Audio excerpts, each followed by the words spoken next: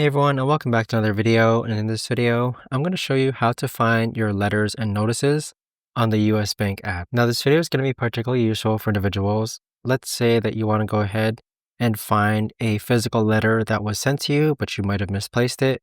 How do you actually go ahead and find letters and notices on the US Bank app? Now, this video is going to be short, sweet, and simple, guys. There's not going to be a lot of steps involved.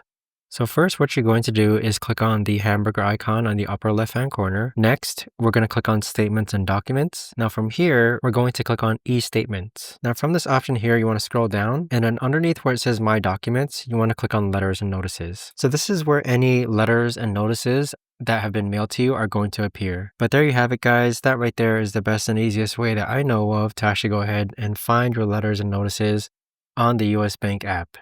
If you guys know of a better or easier way to actually do this, let me know in the comments down below. I would love to know. Thanks so much for watching, everyone, and I'll see you guys all in the next video.